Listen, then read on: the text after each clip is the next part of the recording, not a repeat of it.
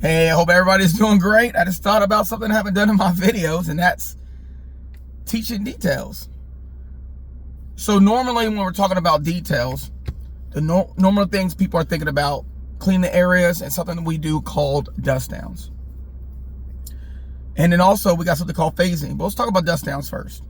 Dust downs basically is getting the whole flight to clean the bays at the same time and then going off to do their other details.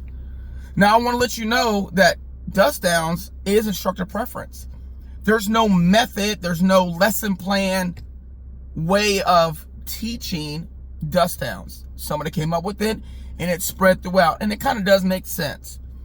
I'm more of a fan of something called phasing, where when you say details, everybody disperses, but you have about 16 people in the bays to do all the bays. So let's talk about, I just want to talk about dust downs first. The way we do dust downs in these days is like 10 seconds here, then 15 seconds here, then 10 seconds here, then 5 seconds here, then 10 seconds here. What I do for dust downs is I'll say windows, lockers, chairs, 30 seconds go, getting 3 things done at one time. I try to make my dust downs last no longer than 3 minutes from top to bottom, so they can get to do their details as fast as possible.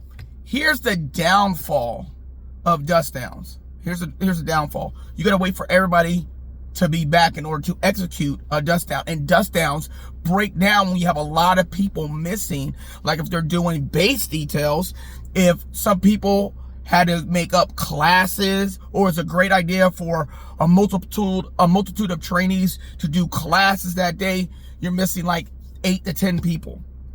And it makes dust downs a little bit more challenging. And this is when phasing comes into play.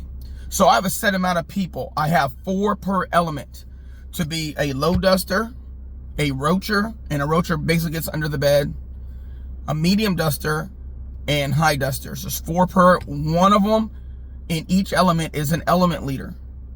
And what they do is they start on the wall side where the chairs and the wall lockers are, and the high duster starts to go and starts wiping down all the windows on top of the wall lockers. And then right behind them is the medium duster. The medium duster is grabbing the chair and wiping it down and moving it for the low duster to come right after to sweep where the chair was, and then the roacher puts the chair back and it goes all the way down.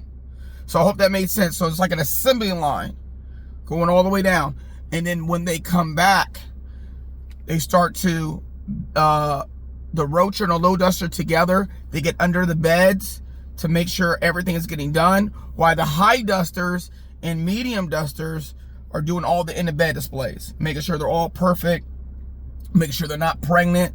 If they are pregnant, they're gonna come and get me, because normally if laundry bags are pregnant, it means that they're throwing clean laundry in there because they didn't get time to do their crap. And instead of leaving them in the clean laundry in the utility closet, they'll stuff it in their areas, and that causes demerits, and that causes people to fail their recruit living areas a lot worse. So we don't want to do that. So you got the high dusters and medium dusters working together for the in the bed displays, while the low dusters and the roachers are getting under the beds and they're collecting all the dust and everything like that. When that stage is done, then my low dusters and my roachers, they're going to start doing bed alignment and shoe alignment, while my high dusters and my medium dusters start tightening down beds. And they do that all under 15 minutes. So there are going to be times where, hey, we don't have a long time to do this today. We only have 10 minutes. Yeah, today, don't dust the chairs today. Just let's go. You know, we can do it this evening or whatever like that. Let's go. At night, there is no bed alignment and shoe alignment really. I just want them to look at the order for it when it happens at night. And then they're going to help also with making sure that the night displays are properly displayed, and making sure that they're helping the element leaders out, going through their areas and everything like that. But it's really the element leaders' responsibility at night to do that. But anyways, that's just dust downs and phasing what you do in the morning, at night. It should be the same thing for dust downs in the morning and at night. Phasing, it's going to be a little different because it doesn't, the emphasis isn't as grave as in the morning. Speaking of being grave in the morning, I tell them at night, you're doing amazing details at night. And in the morning, you're sprucing it up because you don't have all this time in the world. So evenings, you have a little bit more flexibility. Let's start talking about how do you assign people in areas. So this is what I do. I maximize my manning in the latrine. It doesn't matter if it's the recruit housing and training buildings or if it's in the airman training complexes. I always put at least 16 people in there because I want the latrine to get done in 10 minutes. And I do dust downs in the latrine. So however y'all want to do it, this is what I do. I get in the latrine, I get everybody by a mirror, and they clean the same mirror, same sink, pipes, runners, and everything. Then they rotate to a stall or a urinal, in whatever kind of latrine you have. They always rotate as a team. Now, in the RH&Ts, I will have 12 in the main area and then 4 in the shower room so that I know what 4 jacked it up. And then I have the 12 in the main one just rotating through and cleaning the same thing over and over and over and over and over again. So I said, hey, sink number 6, you had a hair in it. Then go, it did? I swear I got it. Oh, does that mean the trainees are not making sure that they clean them after themselves? Cool, I can fix that. And how do I fix that? On a Saturday, I'll get the whole entire dorm in the latrine and I give them some metal polish and they take a little piece of cotton and they'll crumb out the entire latrine. Get all the water spots out, hard water spots, makes everything glisten. And then I'll make them do the floors and everything the normal way, clean the sinks the normal way, whatever like that. Then they learn. You probably want to do that around not 6 week training, sorry, 2nd week training. You want to make sure that gets done for the latrine. So maximize everything in the latrine. And then day room. I tell one trainee to get 2 walls and they're responsible for those 2 walls. So that's the furniture on those walls. It's the TV if it's on those walls. If the whiteboard is on those walls, that's their responsibility. Those 2.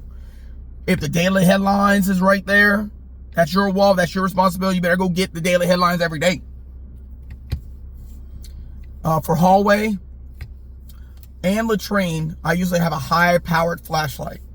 And I tell them to turn up the light, put the flashlight on the floor, and scan the floor. Dust reflects, and it usually helps them to find additional dust. So if I go through with my hat and I'm trying to make wind or whatever like that, and I don't see anything huge like on the floor being whisked away by the wind.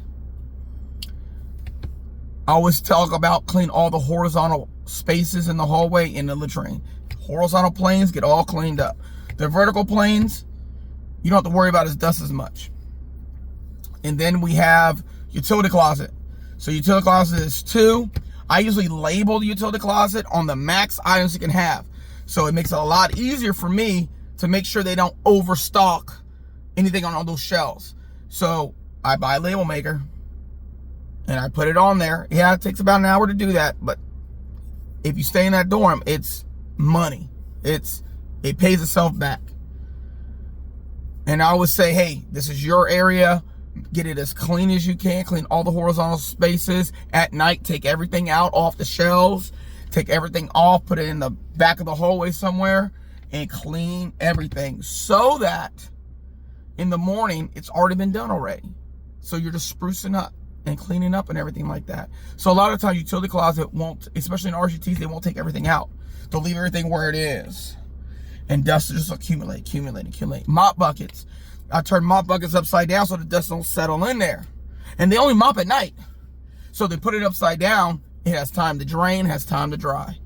And you can just leave it upside down, doesn't matter. Okay, brooms. Brooms, so this is what I do. So it doesn't classify rags as anything that's like a square piece of cloth. What I do is I'll buy some cheap socks. And I'll cut the toes off and I'll slide the socks on the bristles of the brooms So when they just take it off, they can just get the dust off in the trash can and throw it in the rag bin. And that's it. And it's just used as a rag.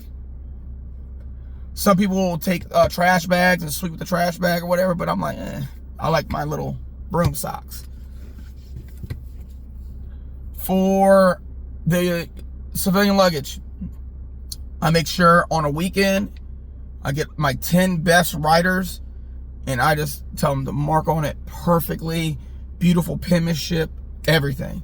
And then they'll pull that sucker out and they'll stack from largest on the bottom to smallest, tags all facing out. So if a trainee does leave, the tag sticking out, you just pull it right out, be done with it. I'm trying to think of other details. I know that you could probably think of the details. Flight office, let's talk about flight office. In the lesson plan, it says that the flight office falls under the hallway. So they're allowed to go in there and clean the flight office. Now, if you don't want to let them, that's fine, but I'll let them do mine. Let them come in here. And I asked them, hey, if you see any like social security numbers out, whatever, like let me know. I get saved so much through trainees to be like, hey, sir, you left that out. Oh, snap. Hey, if you see these binders out, or whatever like that, these are records. I need to, you know, secure them. Oh, sir, you left your 128 alphas out. Oh, thanks. They'll help me. They're my team. And then finally, it's pad crew and stairwell crew. Now in the ATCs, they have holes in the stairwell, so you're not really doing much. So you can maximize either pad crew to go downstairs, which in ATCs, not that much to do. So I usually just maximize everybody upstairs as much as possible. And then spot check the pads that we're responsible for the dormitory. And in ATC, I never see anybody giving me demerits for pad or stairwell. It's always in the dorm. So that's for the ATCs and sometimes the RGTs as well. So I try not to play any chances. I try to maximize everybody to do a really good job so they know, you know, these trainings belong to me and they do an outstanding job because I try to do an outstanding job. So that's really all I have for details. So let's conclude. We talked about dust downs. Don't make dust downs too long, 3 minutes. Combine things together if you can. Oh, dust downs. Add in, untie your shoes, twist, tuck, and probably display it underneath their bed. Part of dust downs. So you don't have bows underneath your bed. Because if you have bows underneath your bed, that means that that's a demerit. So I put that as part of my dust downs. And also sometimes part of my dust downs too, I do like a 15 to 30 second security drawer check. I usually will do that. If we have a lot of time, I'll say, oh, no, security drawers, fix it up real fast, go. You have 30 seconds, go. And they'll be in there.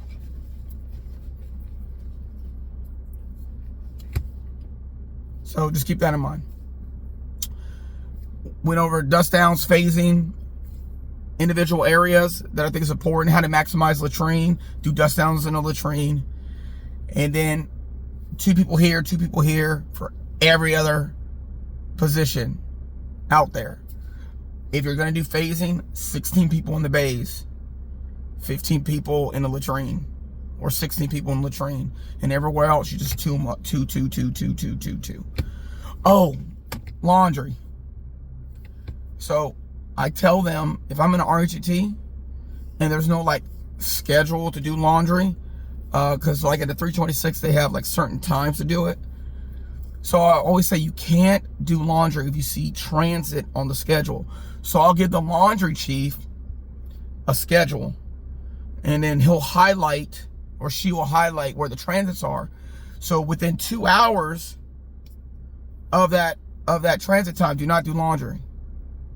So if you have 3 hours, you might be able to get a load or 2 done, but don't cut it close.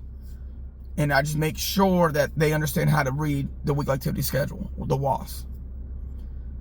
And then if you're in an RGT, what I do is, they're my academic monitor teams. They create quizzes for future classes so that my flight knows what they're going to be talked about before they get to class. So on like Sundays or Saturdays when things are slowing down a little bit, they're writing quizzes down for the flight. And like hopefully each laundry crew member will be assigned to each element, and they're just getting the elements together, and they're doing mandatory quiz time. Or mandatory, hey, this is what this is about. Hey, I'm going to give you all 30 minutes to kind of breeze over this, and then I'm going to give you some questions. I already know where all the answers are, blah, blah, blah, blah, blah, blah, blah. And then maybe you can make A-Bay versus B-Bay or whatever the case is. And my academic monitor uses the laundry crew to help build those tests. All right, so we went over laundry, utility, day room, hallway, and the bays. All right, so I hope that this was a little bit informative. And until next time, talk to you later. Bye.